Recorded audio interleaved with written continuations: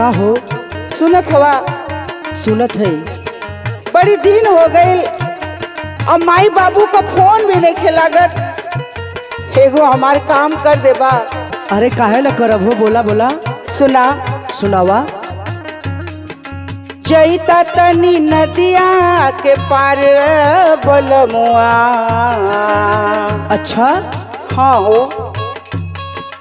जईता तनी नदिया के पार रे बलमुआ, ले ले औता तनी हाल चाल हो। जईता तनी नदिया के पार रे बलमुआ, ले ले औता तनी हाल चाल। अच्छा।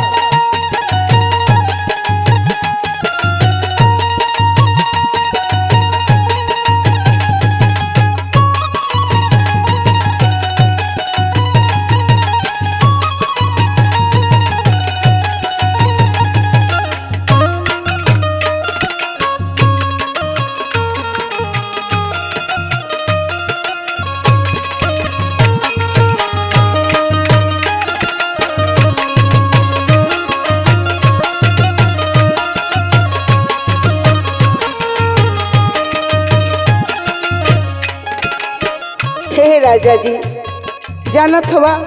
सुनत है।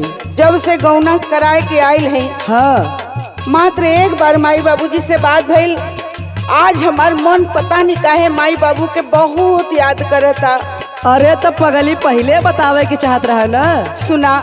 सुनावा।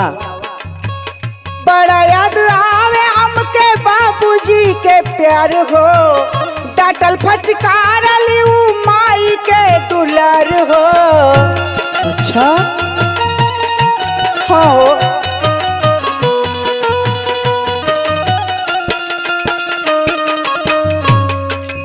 सही बतावत है ना। अच्छा। आज हमार मन बहुत कचोटत था अपने माई बाबूजी के देखे बदे, मिले बदे, बतियावे बदे। अच्छा ठीक बा, कोशिश करत थी। बड़ा याद आवे हमके बाबूजी के प्यार हो, डाटल फटकार लियू माई के दुलार हो। दादी संगे खाई चना दाल रे बलमुआ। अच्छा अच्छा। हाँ। दादी संगे खाई चना दाल रे बलमुआ, ले ले औता तनी हाल चाल। अच्छा।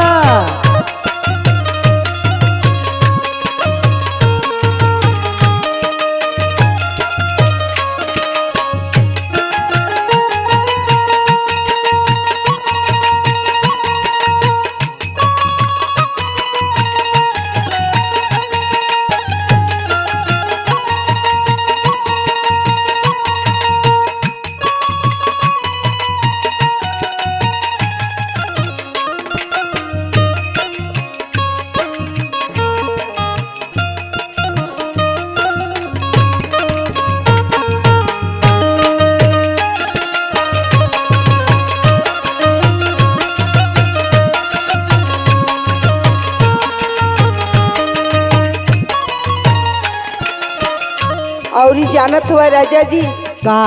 आज पता नहीं कहे हमके अपने मायके का एक बात याद आवत बा। का याद आवत बा? सुना। सुनावा। आम के बगीचा खेलल कूदल राजा, पूर्वी बयरिया के हवा लगे ताजा।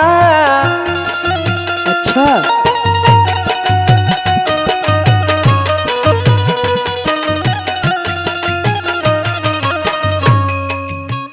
सुनत हुआ ना? एकदम सुनत है। आम के बगीचा खेलल कूदल राजा, पूर्वी बयरिया के हवा लगे ताजा। खेलते कूदत होए सांझ बलमुआ। अच्छा अच्छा।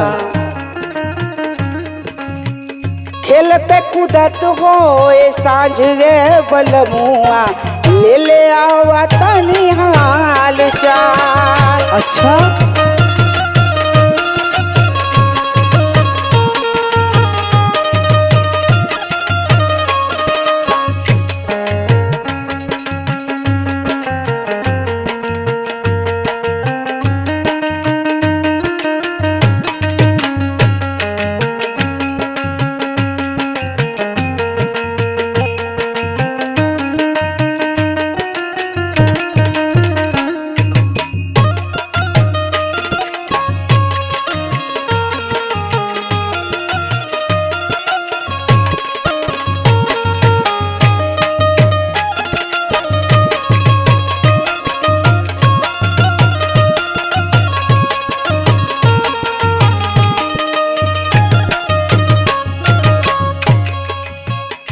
और जानत हो राजा जी, का?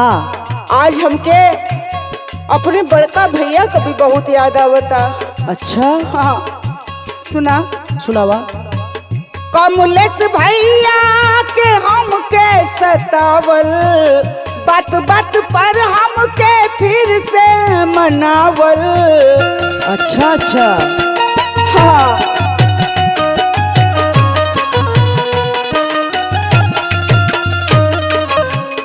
कमलेश भैया के हमके सतावल, बात बात पर हमके फिर से मनावल। गुड्डू लहरी के हम पे आशीर्वाद बलमुआ। अच्छा, गुड्डू लहरी के हम पे आशीर्वाद बलमुआ। ले ले आवता तनी हाल चाल।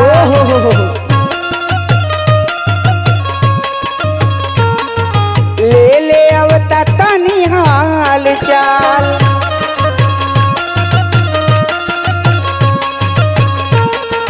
ले ले आवता तनी हाल चाल।